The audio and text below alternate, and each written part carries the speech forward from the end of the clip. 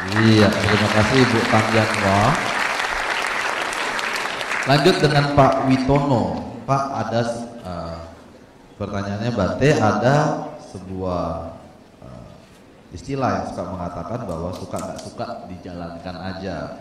Nah, gimana nih kalau misalnya orang melakukan sesuatu yang dia tidak sukai dalam kaitannya supaya bisa sukses.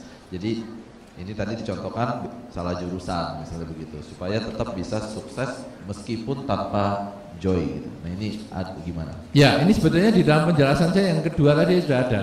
Jadi yang pertama kita mencari yang kita sukai. Tetapi kemudian kalau kita tidak ketemu yang kita sukai, apakah itu jurusan, pekerjaan, pasangan hidup dan lain sebagainya, maka kita memotivasi diri kita melihat hikmah kelebihan dari apa yang sudah kita terpaksa jalani itu. Jadi misalnya kalau jurusan, tadi saya katakan misalnya wah dosennya kok tidak menyenangkan. Oke, saya sekarang cari walaupun ada satu yang tidak menyenangkan, kan 9 dosen yang lain kan menyenangkan. Oke, saya akan tetap lihat yang 9. Yang satu ini saya anggap sebagai pelengkap untuk saya tetap datang dan melatih kesabaran. Jadi senang nggak senang saya jalani sampai kuliah saya selesai. Kenapa? Karena saya harus ketemu dosen yang tidak menyenangkan itu. Ujian pun harus saya berusaha semaksimal mungkin. Jangan seperti yang tadi si ibu sana misalnya, waduh dosen ini sudah memblacklist saya berarti sekarang saya malas saya tunggu semester berikutnya. Semester berikutnya dosen itu tetap mengajar, saya tunggu semester berikutnya. Dosen itu masih ngajar, saya tunggu lagi, saya tunggu lah kapan selesai. Dosen itu mengajar, dia memblacklist saya buktikan saya tidak sejelek yang dia pikirkan. Nah, kita jadikan dia justru sebagai motivasi. Kesulitan yang kita hadapi itu kita jadikan motivasi, sehingga hasilnya kita semangat ngadepi dosen itu. Karena di dalam kehidupan ini memang ada titik-titik tertentu kita yang senang tidak senang kita harus jalani, tidak ada pilihan lain. Seperti Anda misalnya ke sini, senang nggak senang, mungkin ada macet di jalan, ya Anda harus jalani. Gimana caranya macetnya jauh? Ya sudah, mungkin Anda nyetel musik, Anda menyanyi-nyanyi, sehingga hasilnya nanti senang tidak senang selesai juga Anda bereskan. Ini kalau menuju ke sini, belum nanti kehidupan rumah tangga, pekerjaan dan yang lain-lain. Kita akan ketemu senang tidak senang itu, tetap kita harus jalani. Makanya kuncinya ada di pikiran, ya, bahwa sekarang kita mengubah yang tidak kita sukai menjadi yang kita sukai. Caranya gimana? Mengendalikan keinginan. Kita tidak bisa mengatur yang di luar. Kamu harus begini, kamu harus begitu. Tapi kita hanya bisa mengatur pikiran kita supaya sesuai dengan dunia luar. Misalnya saya tidak suka bunga ini, saya tidak bisa mengatakan bunga ini ganti yang saya suka. Sudah, saya juga melihat kelebihannya yang lain. Oh, ini juga bagus, ada keindahan ini, keindahan itu, sehingga saya berubah. Tidak bisa memaksakan kehendak. Kita tidak bisa memaksakan dunia luar. Apa yang kita inginkan belum tentu menjadi kenyataan. Tetapi kalau kenyataan itu berbeda, maka kita harus menyesuaikan keinginan. Itulah, senang nggak senang kita harus sesuaikan, mengubah motivasi kita. Itu tadi yang kedua tadi, ya. Kalau yang pertama kita cari kesenangannya yang untuk membangkitkan semangat, tapi yang kedua cari hikmahnya, walaupun nggak senang akhirnya kita termotivasi untuk menikmati, menyenangi apa yang kita usahakan. Begitu ya Pak? Ya, baik. Oke. SMS Bante, ya, kita akan melalui pertanyaan SMS. Nah, ya. Ini ada pertanyaan pertama, ini minta tips untuk sukses. Masih nyambung nggak Bante? Masih nyambung. Jadi dari 0815 1703 2 sekian. Saya ingin sukses, mendapatkan income yang besar dan kebahagiaan. Bagaimana caranya? Iya, sukses itu, income yang besar itu, salah satu yang paling penting adalah pola pikir. Jadi tadi sebetulnya saudara Robi juga sudah sampaikan, pola pikir ini penting sekali. Kenapa demikian? Sukses itu mau seberapa sih yang disebut sukses? Apakah kalau sudah punya rumah 3 itu disebut sukses? Tetangga saya ada yang punya 4, berarti saya belum sukses nih, masih ada yang lebih daripada saya. Saya punya duit 1 M, wah lah itu teman saya 2M. Wah, berarti saya belum sukses. Terus kita dikejar begini terus, ini mau jadi apa? Kayak kita tidak akan bisa berhasil. Kenapa? Karena di atas gunung masih ada awan. Kita ini, kalau jari kita 5, kita ini selalu jari yang di tengah. Ke atas ada yang lebih besar, ke bawah ada yang lebih kecil. Anda punya mobil 1, ada orang punya mobil 2, ada orang punya mobil 3. Tapi ada orang yang mobilnya sudah lama atau malah tidak punya mobil sama sekali. Ini ada yang punya mobil 1. Kemudian ada yang mobilnya 3. Di luar itu loh, ada yang mobilnya 4, ada yang mobilnya 5. Ada yang mobilnya cuma 1, ada yang mobil aja nggak punya. Kita selalu di tengah. Anda mobilnya berapa saja mesti di tengah. Duit berapa saja juga mesti di tengah. Ada punya uang 1.000, ada yang punya 2.000, ada yang punya uang 5.000. Tapi juga ada yang punya 500 rupiah, ada yang cuma punya 50 rupiah. Anda punya uang 1 juta, ada yang 3 juta, ada yang 10 juta. Ada yang 500.000, ada yang 100.000. 1 miliar, 10 miliar, 1 triliun, 1000 triliun, selalu begini. Bisa terima ini? Nah, berarti sekarang kesuksesan bukan diukur dari tidak ada di atas. Kalau diukur tidak ada yang di atas, berarti kita sombong. Karena kita lalu melihat cuman yang di bawah. Lihat tuh, sudahlah kamu bahagia. Punya sepatu 1, bahagialah kamu. Itu banyak orang tidak punya sepatu atau tidak punya kaki. Sombong. Kalau kita melihat yang terbawah, kita jadi minder. Ya, bajuku sudah 1 lemari, ternyata masih ada yang 2 lemari dan 3 lemari. Minder. Selama kita hanya dipermainkan di atas dan di bawah, kita sombong atau kita minder? Sombong atau minder? Rendah diri. Usaha apapun juga yang Anda lakukan, Anda tidak akan pernah mencapai puncak. Akhirnya Anda minder. Tapi kalau Anda sudah merasa di puncak, Anda sombong. Jadi Anda selalu di tengah. Kalau Anda sudah di tengah, berarti ada yang di bawah Anda, ada yang di atas Anda, maka Anda menjadi orang yang netral. Anda akan biasa-biasa. Ketemu orang yang lebih rendah dari Anda juga tidak sombong. Ketemu orang yang lebih tinggi dari Anda juga tidak rendah diri. Nah, kalau Anda sudah bisa seperti itu baru kesuksesan Anda tercapai. Selama Anda hanya ngejar yang tertinggi, Anda nanti lawannya sama orang yang lebih rendah dari Anda. Ibaratnya kalau Anda pengen jadi orang yang jago berkelahi, aku nggak kepingin bisa dikalahkan orang lain, Anda kumpulnya sama anak TK, pasti kalah semua. Dan Anda bisa sombong di situ, Anda pemenang. Tapi tidak ada gunanya, karena ini bukan lawan Anda.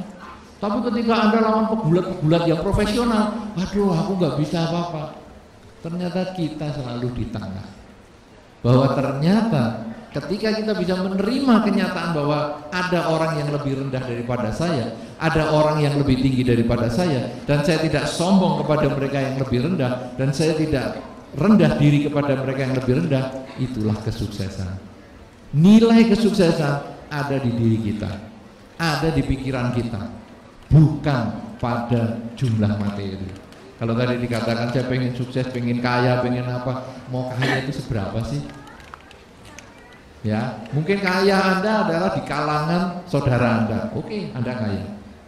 Tapi ketika di masyarakat, Anda tetap ada di tengah. Jelas ini? Dan ketika Anda menerima kenyataan Anda selalu di tengah, tidak ada yang paling pintar, tidak ada yang paling bodoh kalau di sekolah, tidak ada yang paling pintar, tidak ada yang paling bodoh. Semua adalah punya kurang lebihnya. Inilah kebahagiaan. Dan usaha untuk mencapai, selalu sadar pada titik tengah inilah sebetulnya joy of effort. Kita selalu bahagia karena kita selalu menjadi penyeimbang antara yang tinggi dan yang rendah. Kita selalu menjadi penyeimbang. Sangat menyenangkan. Bisa memahami ini, saudara? Mudah-mudahan, kalau tidak SMS lagi. Balas SMS-nya kepada mereka, karena siapa tahu orangnya sudah di luar. Oke. Ini dari SMS kita jawab 3 ya nanti ya. Ini yang kedua, ini sehubungan dengan tadi ajakan saya untuk teman-teman membantu mendoakan Arya yang sedang sakit. Jadi pertanyaannya, Namo Buddhaya Bante, saya mau tanya sebelum acara kita diminta mendoakan salah seorang yang sakit. Pertanyaannya adalah bagaimana sebaiknya umat Buddha mendoakan orang tersebut? Karena tidak seperti agama lain yang pada doanya dimulai dengan kata sedangkan di agama Buddha tidak mengenal. Mohon penjelasannya Bante. Terima kasih, Namo Buddhaya. Hebat yang sudah diedit sendiri nih. Ya, saudara-saudara, cara umat Buddha mendoakan sebetulnya adalah mengkondisikan karma baik berbuah sesuai dengan yang diharapkan. Ya, jadi maka tadi saya juga mengatakan semoga dengan kebaikan yang dilakukan oleh saudara Arya, juga orang tuanya ya, karena orang tuanya juga rajin ke wihara semua. Ya, Ibu Arya dan Pak Arya. Ya kan, ibunya Arya dan bapaknya Arya. Ya. Nah, itu kan juga rajin-rajin ke wihara semua. Semoga dengan kebaikan mereka itu membuahkan kebahagiaan dalam bentuk kesehatan. Kenapa demikian? Karena saudara Arya tentu punya karma baik. Ya. Punya karma baik. Sekarang sedang sakit, ini adalah karma buruk sedang berbuah. Tetapi karma buruknya berbuahnya sampai kapan? Nah, ini bisa terpotong oleh karma baik yang dia miliki sendiri. Kemudian orang tuanya juga punya karma baik juga, karena banyak berbuat baik. Nah, ketika karma baik si anak dengan orang tua ini saling berpotongan, di titik temu itu, kemudian kita juga mempunyai karma baik masing-masing, dan kita bisa senang misalnya ketemu dengan saudara Arya misalnya. Karma baik kita ini semua ketemu, maka di titik pertemuan itu, saudara Arya ini bisa sehat. Kalau Anda mendoakan orang yang sakit di rumah sakit dan sebagainya, Anda kemudian membacakan parita. Membacakan parita ini adalah menanam karma baik.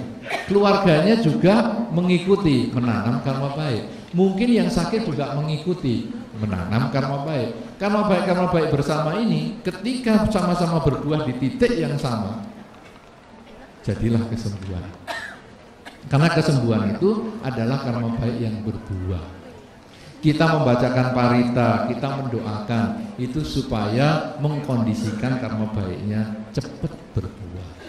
Ya, maka tadi saya katakan semoga dengan kebaikan saudara Arya, semoga dengan kebaikan para orang tuanya saudara Arya mengkondisikan karma baik Arya sembuh dan bisa melaksanakan tugas kewajibannya sehari-hari. Ketika Anda mendoakan orang tua Anda juga begitu. Semoga dengan kebaikan yang saya lakukan, juga orang tua saya yang sudah dia lakukan, semoga akan membuahkan kebahagiaan dalam bentuk orang tua sehat, sembuh, dan bisa bekerja seperti sehari-hari lagi.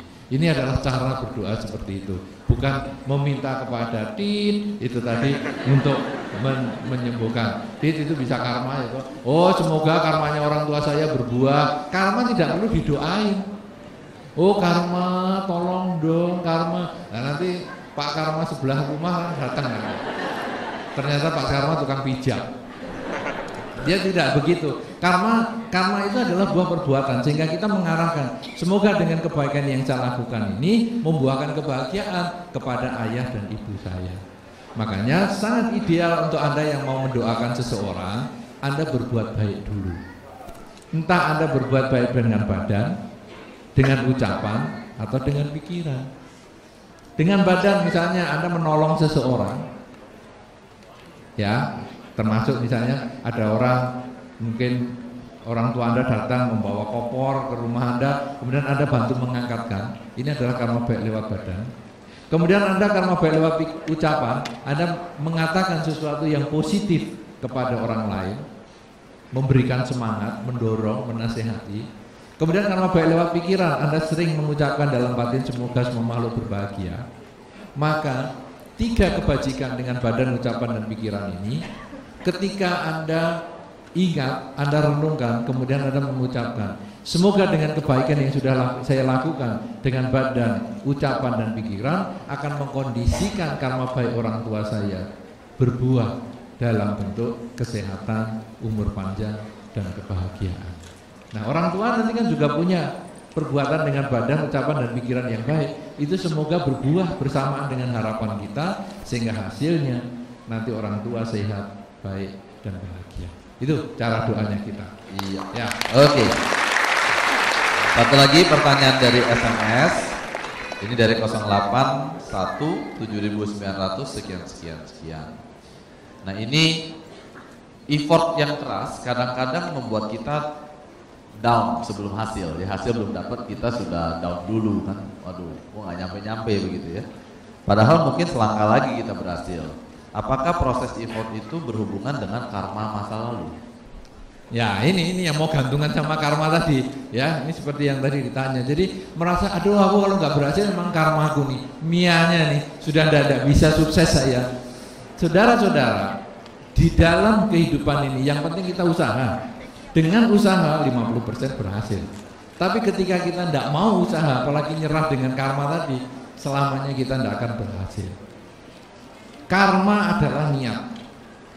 Ya, di dalam Dharma dikatakan karma adalah niat. Artinya karma itu bukan kita hanya terima, tetapi karma itu adalah yang kita usahakan, yang kita lakukan. Karena ada karma, ada yang menanam karma baik, ada yang memetik buah karma baik. Menanam karma buruk, memetik buah karma buruk. Tetapi karma ketika ditanya lebih dalam, Sang Buddha menjawab adalah niat. Berarti adalah perilaku, pola pikir, ucapan. Karena itu ketika sekarang seseorang sedang berusaha, kemudian kok belum berhasil, dia harus tingkatkan usahanya. Tingkatkan lagi, tingkatkan. Sama dengan Pangeran Siddhartha. Dia berjuang 6 tahun untuk mencapai kebuddhaan. Sudah karmanya luar biasa. Pangeran Siddhartha itu sudah menyempurnakan 10 paramita, 10 kesempurnaan. Tetapi kok berjuang meditasi kok tidak berhasil ya. 1 hari, 2 hari, 3 hari ya, teruskan sampai setahun. Setahun kok nggak berhasil ya, teruskan 2 tahun. 2 tahun kok nggak berhasil, 3 tahun, 4 tahun, 5 tahun, dan akhirnya berapa tahun? 6 tahun. Sang Buddha yang Pangeran Siddhartha yang sudah demikian sempurnanya karma baiknya saja butuh 6 tahun untuk mencapai kesucian. Ada usaha, terus usaha. Kenapa kok ada joy of effortnya di situ? Karena beliau berpikir bahwa saya harus menemukan cara untuk mengatasi perubahan. Ada tua, sakit, mati. Saya harus menemukan cara mengatasi perubahan. Dan akhirnya beliau berjuang tanpa menyerah, tidak mengatakan, oh sudahlah karmanya memang, aku sudah setahun berjuang gini nggak bisa, sudahlah balik ke istana. Tidak akan ketemu agama Buddha. Ya 2 tahun lah, aku kasih bonus tahun lagi. Ternyata ya nggak bisa, balik ke istana, enak di istana. Setahun, 2 tahun, 3 tahun, 4 tahun, 5 tahun, 6 tahun, akhirnya berhasil juga. Kalau Sang Buddha saja 6 tahun butuh perjuangannya, yang sudah sempurna paramitanya, apalagi kita yang belum sempurna gini, mau 6 tahun, 60 tahun, terus jalani. Nanti kan keberhasilan itu bisa didapat. Apalagi keberhasilan itu adalah pola pikir ketika kita merasa berada di tengah. Ya, balaslah SMS itu untuk biar dia mau berjuang, bukan hanya bergantung kepada karma saja. Oke, kita beri tepuk tangan yang meriah untuk jawaban Yang Mulia Bante Utamo dari SMS. Baik Ibu Bapak, ini sudah jam 4. Gimana? Lanjut? Hah? Lanjut tanya jawabnya? Ini kan nanya ya. Kalau kita mau lanjut Ibu Bapak, boleh kita berdiri dulu deh. Kita berdiri dulu ya. Berdiri dulu. Ya, dikasih kesempatan untuk berdiri dulu. Ya, supaya ini kan kalau lanjut berarti beberapa sesi pertanyaan lagi ya. Oke, monggo Ibu, kita ngulet dulu. Ngulet ke atas ya.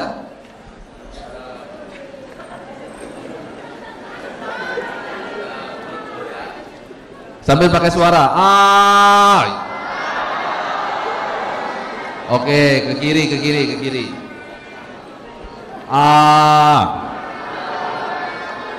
kanan. Ya, loncat dulu sedikit. Yuk, loncat dulu. Iya, baru kita duduk lagi, ya. Ya, ini.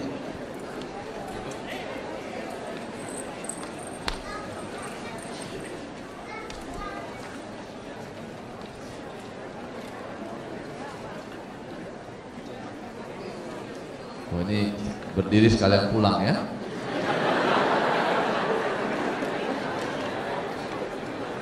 Ya. Gimana? 30 menit lagi, oke?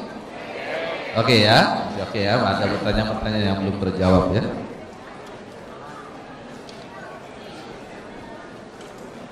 Baik, kita akan buka lagi sesi tanya jawab langsung ke peserta. Monggo ibu bapak yang mau bertanya. Ya, satu baju hitam. Yang tadi mana? Oh, bukan ya. Oke, ibu yang berkacamata. Ada lagi? Ya, di ujung sekali. Ya, yang hanya terlihat tangannya. Boleh berdiri yang di ujung? Ya, ditandai dulu ya, baju orange ya. Baik, silakan Pak. Nama dan pertanyaan. Cek. Baik, selamat sore Bante. Namo Buddhaya. Namo Buddhaya. Nama saya Adi dari Ehipasiko School BSD Tangerang Selatan. Baik, saya ingin bertanya, sesuatu yang harus kita perjuangkan memang harus dengan menikmatinya.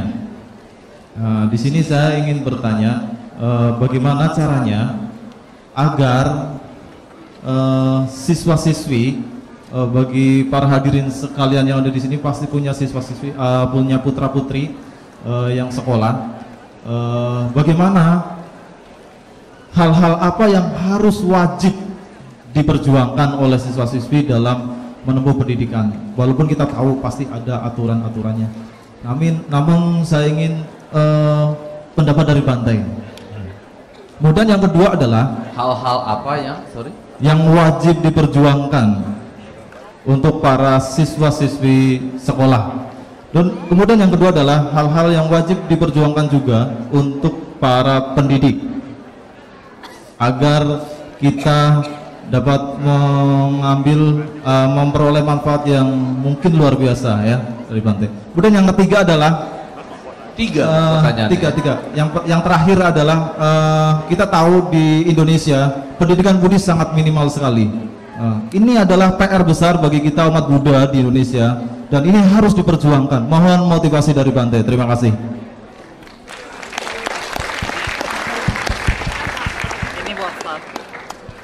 Oke, saya tampung dulu pertanyaan yang pertama. Sekarang yang kedua dari ibu tadi yang berkacamata.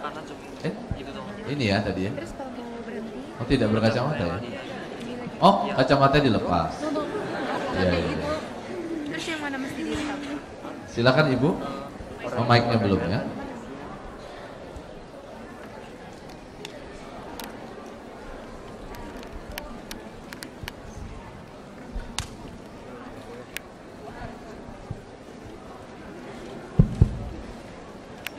Selamat sore Bante, Namo Buddhaya. Nama saya Lisa. Saya ingin menanyakan ya. Tadi sebenarnya saya udah kirim SMS Bante. Cuman mungkin lebih jelas mendingan saya kasih kesempatan saja saya tanya aja.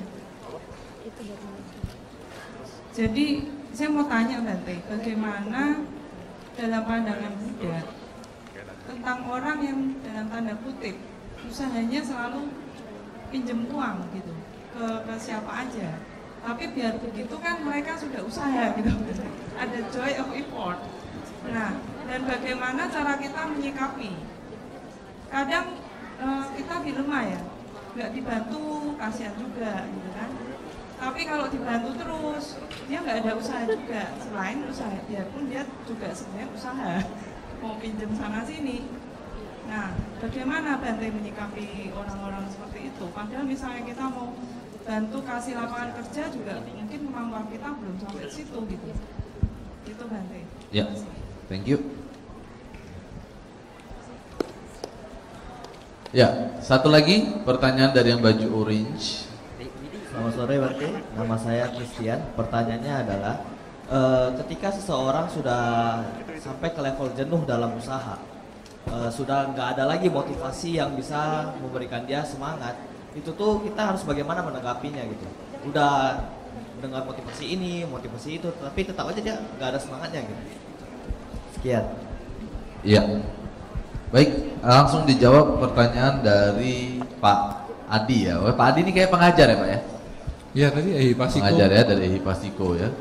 Iya, sebetulnya ini kan effort ini tergantung juga pada motivasi. Mungkin yang mau ditanyakan kan Pak Adi tadi kan adalah motivasi. Bagaimana membangkitkan motivasi sebagai pelajar, sebagai guru, ya, dan juga tentang sekolah-sekolah Buddhis. Kan maunya kan gitu. Sebetulnya memang orang sekolah itu mau ngapa toh? Di dalam kehidupan kita ini, kadang kita itu hanya ditentukan oleh lingkungan. Apa yang kita kerjakan itu. Misalnya begini, beberapa orang yang masuk sekolah, kemudian ditanya, kamu ini sebetulnya apa tuh niatmu sekolah? Nggak tahu, aku cuma suruh sama mama papa sekolah. Nah mama papamu ngapain nyuruh kamu sekolah? Nggak tahu juga, karena dia tetangga biasanya juga umur segini ini suruh sekolah. Jadi motivasinya kita ditentukan oleh orang lain. Itu sekolah. Setelah sekolah, kemudian nanti bekerja. Beberapa orang yang bekerja, Anda yang sekarang ini sudah bekerja, ditanya, kamu tujuannya kerja itu apa toh? Ya pantasnya ya. Namanya orang sudah selesai sekolah, kalau nggak kerja kan kayaknya juga nggak enak jadi pengangguran. Itu. Kenapa? Karena orang-orang ngomong, sudah kerja? Belum. Udah lulus? Sudah. Kok nggak kerja? Ya udahlah kerja daripada nanti ditanyain orang. Padahal orang pertanyaan berikutnya ada. Sudah menikah belum?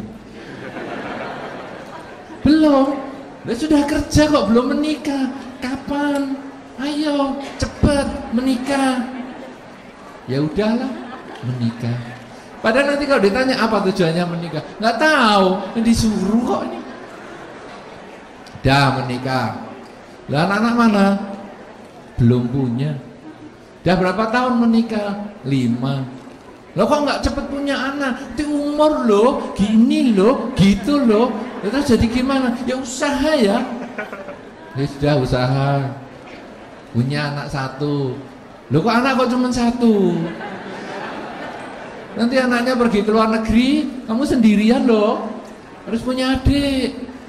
Ya, punya adik. Ya sudah, usaha lagi. Jadi kenapa sih anaknya 2? Nggak tahu. Disuruh. Nah, ini anak 2 kok laki semua. Mana perempuannya? Yang suka penuh perhatian itu anak perempuan loh. Ayo. Coba usaha anak perempuan. Usaha. Yang ketiga laki-laki, harus perempuan. 4. Laki-laki, perempuan lagi 5. Baru ketemu perempuan. Kemudian ditanya, kenapa anakmu kok 5? Zaman ini sudah tinggal 1, 2. Ya nunggu perempuan. Saudara-saudara, orang lain selalu memaksakan kehendak sama kita. Kita sampai nggak ngerti apa-apa yang mau dikerjakan. Coba Anda menentang arus, nanti kan dilawan sama lingkungan.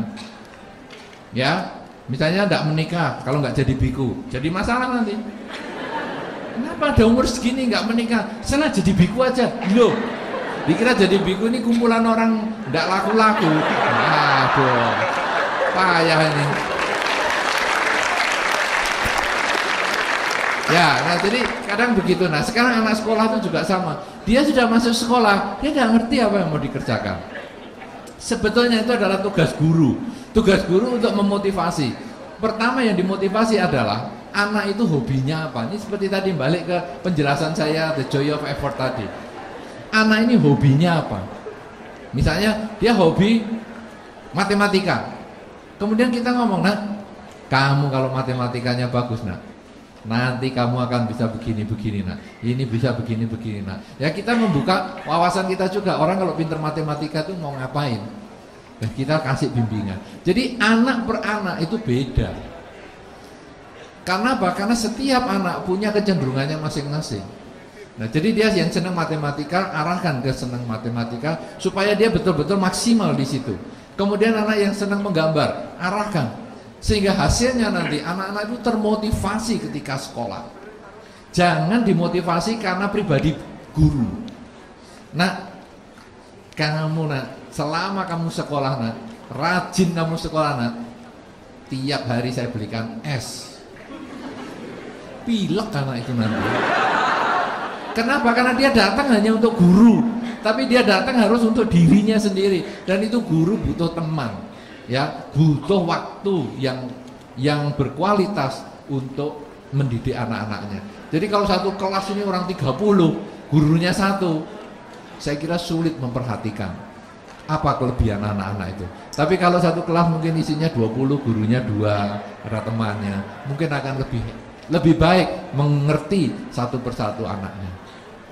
Nah, jadi arahkan anak-anak dengan motivasi apa yang dia sukai, dan itu dia bisa dapatkan salah satunya lewat jalur sekolah. Nah, itu nanti dia akan rajin ke sekolah, bukan lagi karena orang tua yang nyuruh, bukan karena ada teman yang seperti itu, tapi karena dia memang memerlukan. Nah, sekarang sebagai guru gimana? Nah, sebagai guru itu juga tadi masih kena ikut-ikutan tadi. Ngapain kamu jadi guru? Ya, bapak ibu saya guru, jadi sekarang saya ikut jadi guru. Beberapa orang tua begitu loh. Kalau orang tuanya pedagang, anaknya suruh jadi pedagang. Orang tuanya dokter, anaknya suruh jadi dokter. Orang tuanya bengkel, anaknya suruh jadi bengkel. Orang tuanya guru, suruh jadi guru. Kenapa guru? Ya karena orang tua saya. Guru harus punya rasa cinta dengan anak. Jadi kenapa kamu kok jadi guru? Karena saya kepingin melanjutkan apa yang saya ketahui ini kepada generasi yang selanjutnya. Nah, kalau the joy of effort tadi ini adalah yang ketiga, mempertahankan semangat untuk selalu berjuang itu adalah dengan menjadi guru itu. Kenapa? Karena guru itu belajar semalam sebelumnya. Jadi dia merasa aku ini senang belajar dan aku ingin berbagi kepada anak-anak besok, maka aku belajar dengan lebih banyak. Nah, ini yang sebetulnya sangat mulia bagi seorang guru. Yang tadi saya contohkan dengan saudara Robi tadi, mau berbagi kepada orang lain. Karena dengan kita menghidupkan lilin orang lain, api lilin kita ini tidak berkurang. Tetapi di dalam ruangan ada 2 nyala lilin, menjadi lebih terang ruangan ini. Apalagi kalau kita bisa menyalakan lilin-lilin yang lain, lilin-lilin kebijaksanaan milik orang lain, maka api lilin kita tidak berkurang, tapi lingkungan kita menjadi lebih cerah. Karena itu guru seharusnya adalah mencerahkan. Guru seharusnya adalah membimbing anak-anaknya supaya menjadi penerus dirinya.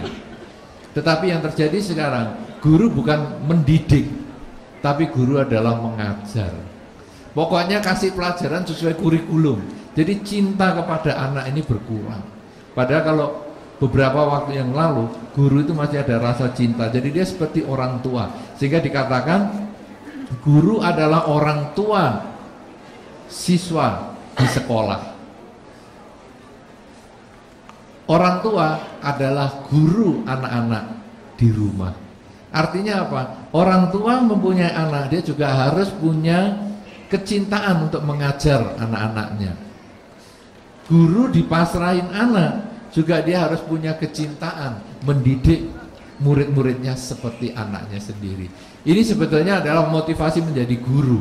Tetapi kalau motivasi menjadi guru adalah ya pokoknya saya masuk, pokoknya saya ngajar sesuai kurikulum, pokoknya nanti tanggal muda saya tanda tangan, maka nanti hasilnya pasti tidak akan profesional, tidak ada pengabdian. Nanti muridnya menjengkelkan, langsung dilempar sandal, dilempar sepatu, dilempar penghapus kalau masih pakai, ya karena sekarang rasanya sudah pakai proyektor semua loh.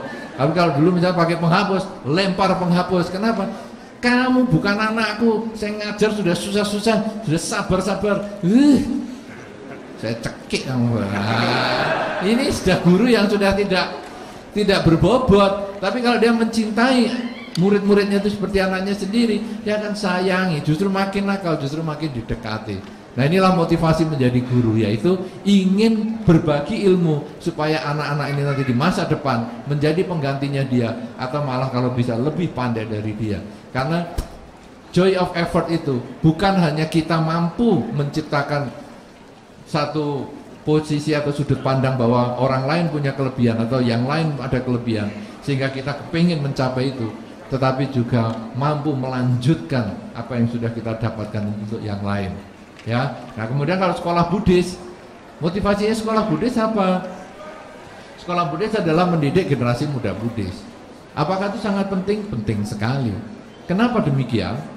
Karena hari ini wihara-wihara cukup banyak dibangun, tetapi umat Buddha kadang-kadang agak kurang ke wihara.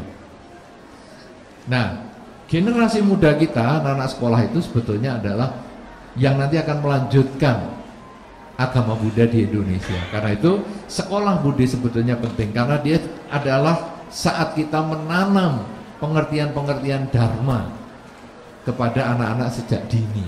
Di beberapa sekolah Buddhis saya melihat misalnya dari kecil sudah diajarkan dari playgroup ya, diajarkan ayo mimpin, kalau pagi nama Karagata, ngomongnya saja masih pelo, tapi sudah bisa arahang, sama, sambudo, bagawa, bisa. Dan itu mimpin teman-temannya. Dan begitu saya melihat itu, wah, ini yang sekarang masih ingusan. Nanti 17 tahun lagi mereka inilah yang menjadi pengganti dari kita-kita yang sudah berumur. Ya. Seperti kalau hari ini, saya kan ada Arya Wandana itu. Sebetulnya saya kepingin mendengar tuh kenapa? Karena ini generasi muda. Dulu saya kenal Arya itu masih kecil, ya, SD mungkin ya, SD atau SMP, SD ya, masih ingusan. Nah, tapi sekarang dia sudah menjadi pembicara yang cukup bagus. Saya kepingin dengar sebetulnya. Kenapa? Karena mereka inilah yang menggantikan kita. Sudah tidak bisa mencegah umur. Seperti tadi yang diceritakan saudara Robi saja dalam filmnya, kalau nggak mati-mati malah stres. Percaya nggak kalau nggak mati-mati itu stres? Percaya nggak?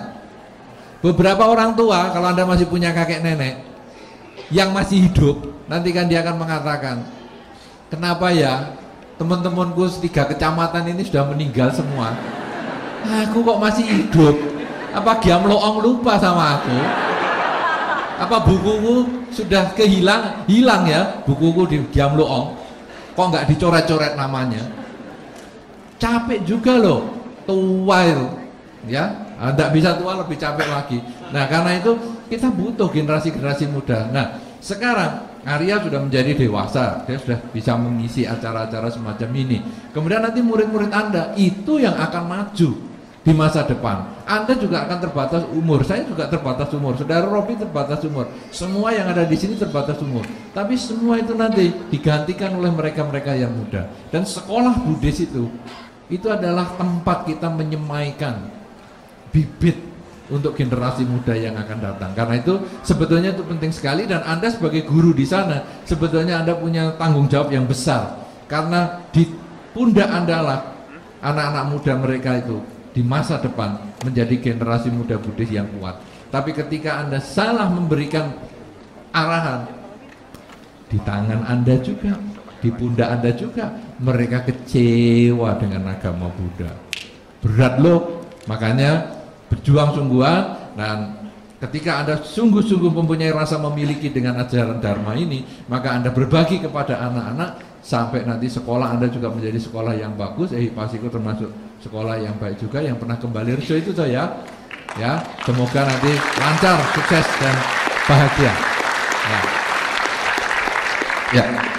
2 pertanyaan lagi, dan ini menjadi 2 pertanyaan terakhir, Bang. Gitu ya. Oh ya, sudah hampir habis. Iya, ini menjadi 2 pertanyaan terakhir. Ya. Yang pertama tadi mengenai ada orang yang effortnya pinjam uang. Pinjam. Ya. Itu juga sudah joy-nya dia ya. Joy-nya untuk pinjam uang. Nah ini gimana nyikapinya? Kita nyikapi orang kayak gini gimana? Iya, sebetulnya pinjam atau menghutang mempunyai hutang ini sebenarnya kalau di dalam agama Buddha termasuk salah satu yang sumber kehancuran. Jadi agama Buddha menyarankan orang itu sebetulnya kalau mau bahagia itu nggak punya hutang. Artinya apa? Kalau dia effortnya itu hanya hutang, nanti apalagi gali lubang tutup lubang, sebetulnya dia stres, orang lain juga stres, lingkungannya juga stres. Begitu lihat mukanya dia, ini mesti mau hutang nih, mesti mau hutang. Sudah ngomong aja pergi. Jadi sebetulnya dia mau hutang, tapi kita jadi bikin karma buruk karena anak kita dikasih tahu, nak kamu kalau itu datang ngomong apa-apa pergi ya. Karma buruk, anaknya langsung ngomong, oh ibu ya, tadi papa pesen kalau ibu datang katanya suruh ngomong pergi. Nah ini kan bikin karma buruk. Sebetulnya yang ideal adalah, kenapa tuh orang itu hutang? Kadang-kadang karena dia tidak bisa mengendalikan keuangannya. Antara masuk dan keluar ini dia tidak bisa menghitung dengan jelas. Kenapa demikian? Karena di dalam Dhamma ada yang dikatakan supaya orang bebas dari hutang. Salah satunya adalah memproses apa yang dia miliki dulu. Ini mestinya dari awal dulu. Mestinya dia memproses. Apa yang dia hasilkan, 50% adalah untuk digunakan modal, 25% adalah digunakan untuk kehidupan sehari-hari, dan 25% adalah disimpan atau dilakukan untuk kebajikan atau untuk cadangan bila mengalami kesulitan. Jadi tidak ada kata pinjaman sebetulnya. Bahkan disarankan di dalam salah satu sumber dhamma juga, salah satu kebahagiaan seseorang adalah ketika bebas dari hutang. Tetapi kenyataan kita ketemu orang yang hutang seperti yang tadi itu. Apa yang Anda harus lakukan? Ketika Anda mampu membantu, bantulah. Tetapi Anda harus ada batas. Karena ketika Anda tidak pakai batas, maka Anda juga menjerumuskan dia. Misalnya yang menghutang itu adalah keluarga Anda sendiri. Kadang-kadang juga nggak enak. Wah ini adiknya sendiri atau kakaknya sendiri. Tapi kita harus tegas. Nak atau kakak atau adik, ini ya saya kasih. Ini tapi terakhir. Lain kali kalau kamu ada kesulitan lagi, kamu harus berusaha. Karena kalau effortmu cuma hutang, apalagi hutang yang tidak dibayar, kamu nanti malah bikin penderitaan di kehidupan ini maupun kehidupan selanjutnya. Di kehidupan ini kamu lalu mikir, aduh hutangku banyak, aduh aku nanti kalau mati gimana? Ya mati membawa hutangnya. Artinya apa? Nanti lahir lagi. Dia jadi pembantu kita yang sangat setia, tidak dibayar pun mau. Kenapa? Karena itu hutangnya yang harus dibayar. Anda pernah ketemu pembantu yang mungkin ngerawat Anda dari kecil? Pernah ketemu belum? Belum. Ada pembantu yang mungkin ngerawat Anda dari kecil atau merawat orang dari kecil sampai orang ini sudah dewasa, sampai nanti sudah berumah tangga, dia masih ikut di situ terus. Padahal gajinya nggak ngikut seperti aturan pemerintah. 1 tahun naik, 1 tahun naik. Wah kalau 1 tahun naik dengan masa kerja 30 tahun bisa puluhan juta itu. Tapi gajinya tetap kecil. Tapi dia mau. Kenapa? Karena mungkin di kehidupan yang sebelumnya dia banyak utang, lama-lama ngemplang.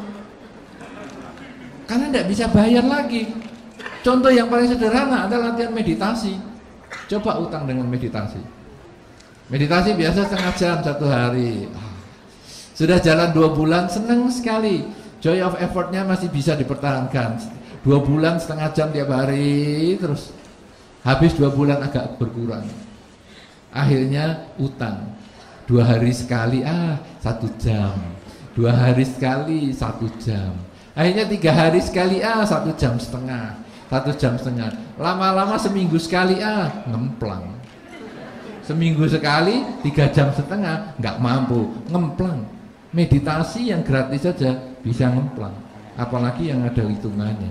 Karena itu kalau Anda mau membantu orang yang mau hutang-hutang, kasihlah batas. Sudah ya, ini yang terakhir. Lain kali kamu usaha sendiri. Nah akhirnya karena kita kasih tahu yang terakhir, dia mengukur pengeluarannya itu. Itu caranya menolong. Tapi kalau terus Anda kasih, Anda gergeten, tidak bisa ngomong, tapi jengkel. Akhirnya kebaikan Anda ini menjadi kurang sempurna karena Anda sudah nggak suka dengan itu. Ya, ini caranya. Effort utangan. Lalu yang terakhir tadi adalah apa itu? Sudah dari Christian, ini kalau memang sudah jenuh gitu. Oh ya, kalau sudah jenuh, sudah usaha nggak bisa apa?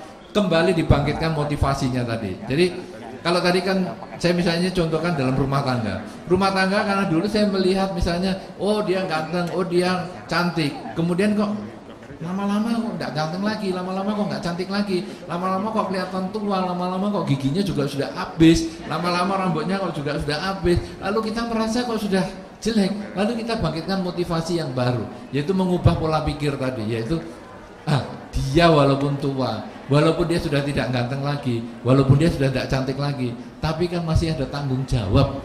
Dia yang mau hidup bersama dengan saya sampai saya sama-sama tua, sampai sama-sama mau meninggal.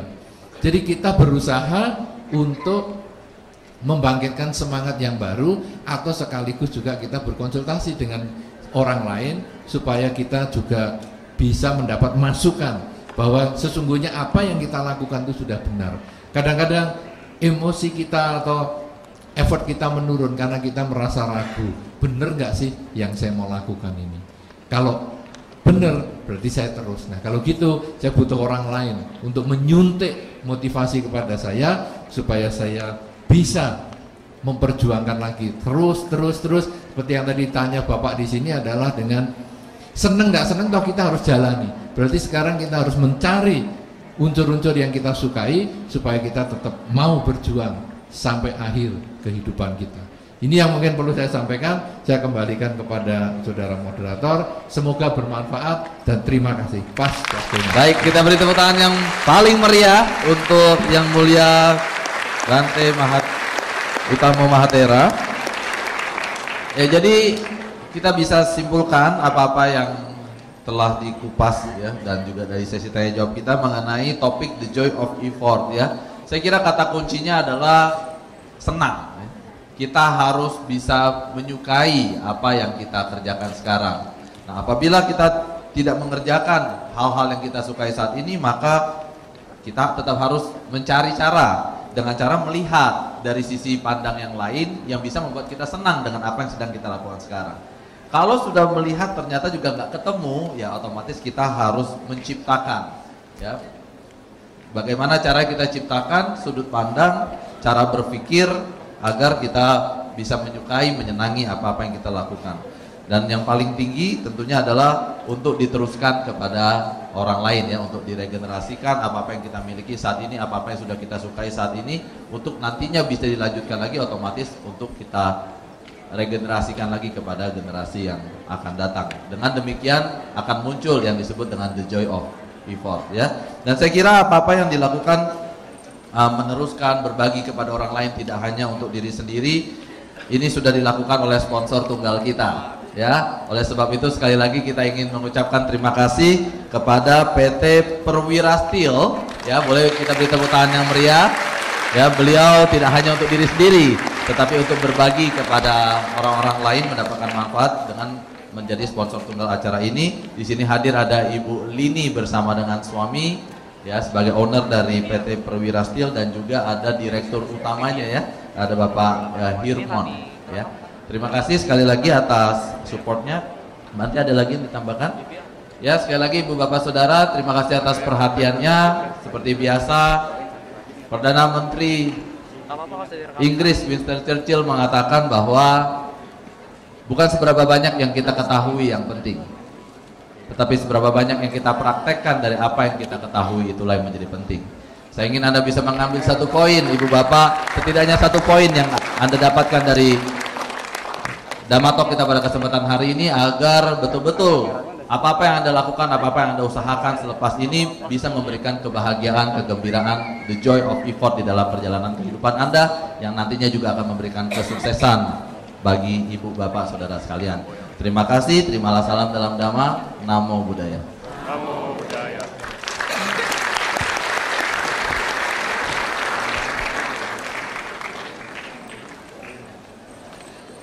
Terima kasih kepada yang terhormat Yang Mulia Biku Utamo Mahathera dan Saudara Robi Oktober yang telah mendampingi acara hari ini. Para hadirin,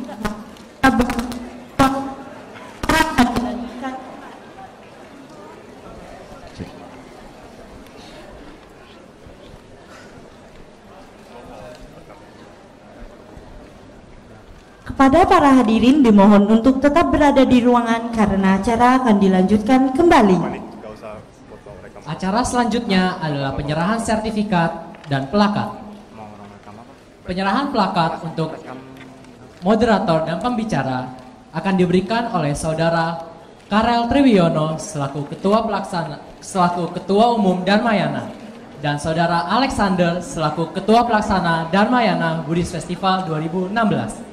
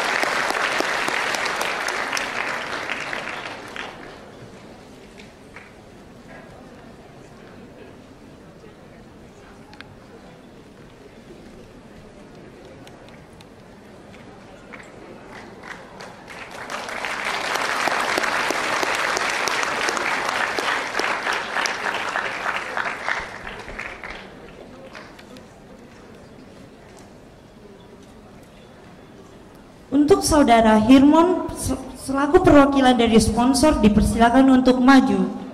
Plakat dan sertifikat yang akan diberikan oleh Renaldo selaku koordinator Dharma Talk.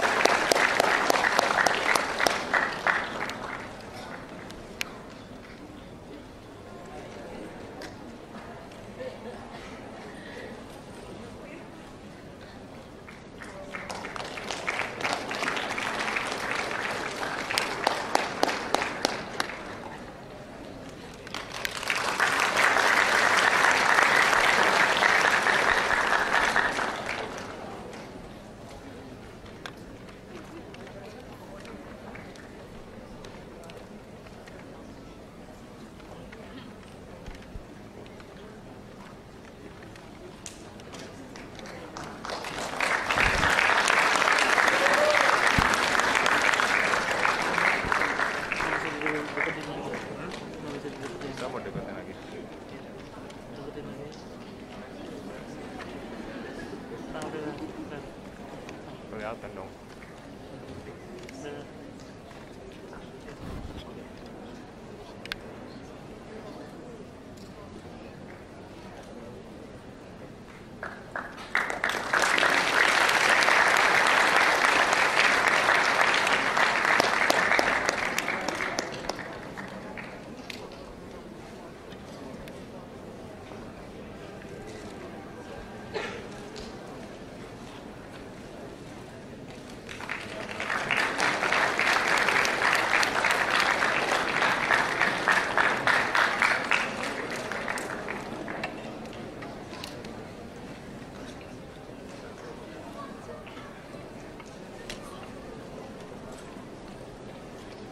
Kepada moderator dan pembicara dipersilakan untuk turun.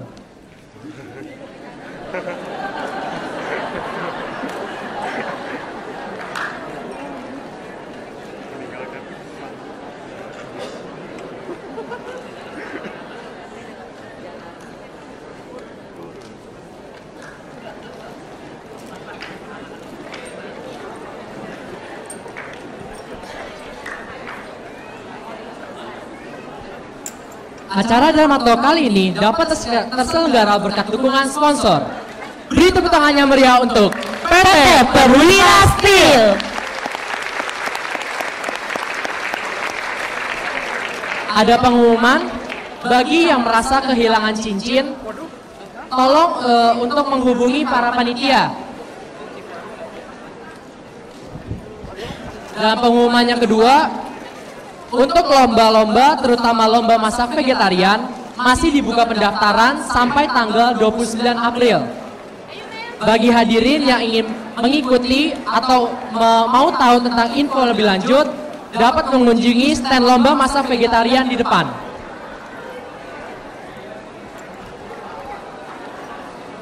Demikianlah rangkaian acara Dhamma Talk yang telah terselenggara hari ini. Semoga rangkaian acara ini dapat memberikan manfaat bagi kita semua. Kami tunggu kedatangannya di acara Dharmayana selanjutnya. Acara terdekat yang akan dilaksanakan adalah exhibition dan main event Dharmayana Buddhist Festival 2016. Main event Dharmayana Buddhist Festival 2016 terdiri dari perayaan Waisak dan perayaan ulang tahun Dharmayana yang ke-32. Kami juga mengucapkan mohon maaf bila ada kekurangan atau kesalahan yang terjadi. Saya Dei Darmawan. Saya Angelina. Akhir kata kami tutup dengan Sabe Sata Bhawantu Sukhitata. Semoga semua makhluk hidup berbahagia. Namo Buddhaya.